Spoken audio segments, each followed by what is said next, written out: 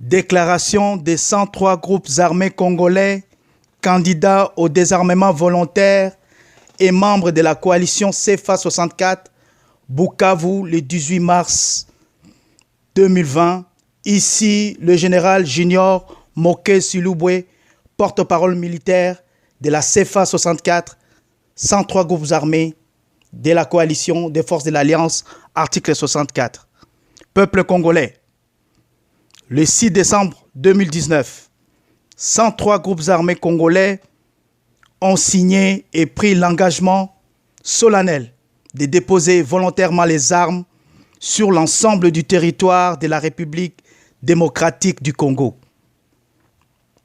La détermination des groupes armés de mettre un terme définitif au désordre sécuritaire mérite notre soutien à tous, car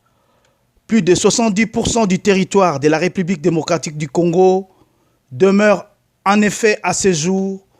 sous contrôle militaire des groupes armés, échappant ainsi à l'autorité de l'État au détriment de la sécurité des populations et de l'unité nationale. Nous ne pouvons jamais devenir le moteur du développement en Afrique centrale sans être d'abord maître de notre sécurité et de notre défense. 3 mois après la signature unilatérale des 103 groupes armés pour une éradication totale des groupes armés, la persistance des rébellions et poches d'insécurité dans notre pays s'explique uniquement par le manque de volonté politique des responsables congolais, surpris par la volonté soudaine de tous les groupes armés de déposer les armes. Après avoir sillonné le monde pour convaincre la communauté internationale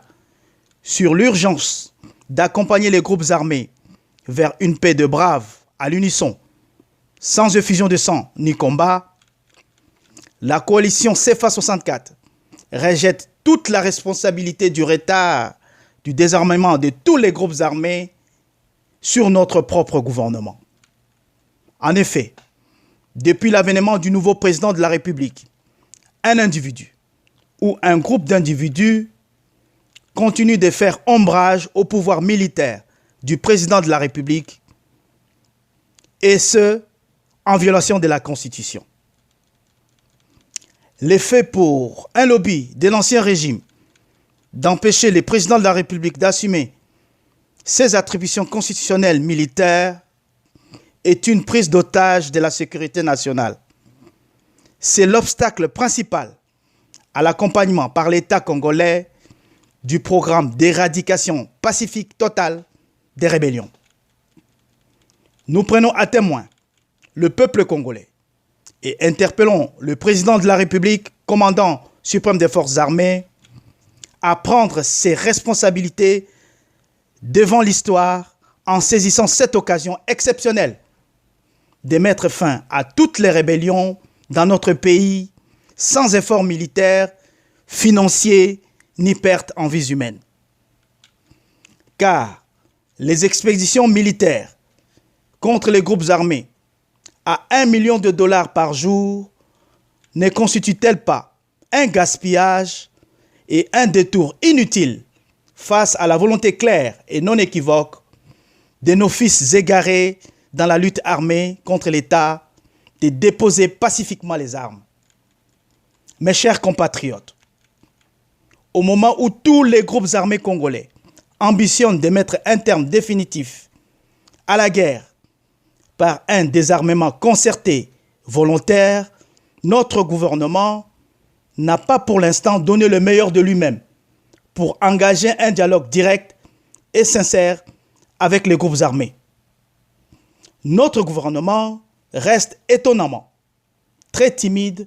au lieu de manifester un soulagement et un empressement de voir disparaître toutes les rébellions dans notre pays. Lèvons-nous comme un seul peuple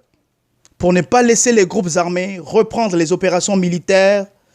dans notre pays épuisé par 25 ans de guerre des pillages et crimes. Car chaque groupe armé est indépendant et autonome pour mener ou non ses propres opérations militaires sans recours à la coalition CFA 64. Soldats des FARDC Armée nationale, chers collègues et officiers, le recours à la solution armée, au moment où une occasion unique de paix totale, définitive, se présente, est une guerre de trop. Il n'est pas possible pour notre pays de relever les défis du développement de notre sous-région sans stabilité politique ni unification militaire du territoire en République démocratique du Congo. À la communauté internationale, la coalition des forces de l'Alliance Article 64 remercie tous ceux qui, de près ou de loin, soutiennent publiquement ou dans l'ombre cette volonté irrévocable de groupes armés d'enterrer la hache de guerre avec l'État congolais. Vive la coalition CFA 64, vive la République démocratique du Congo, Bukavu, le 18 mars 2020, général de brigade Junior Moké Silubwe, porte-parole militaire de la coalition des 103 groupes armés.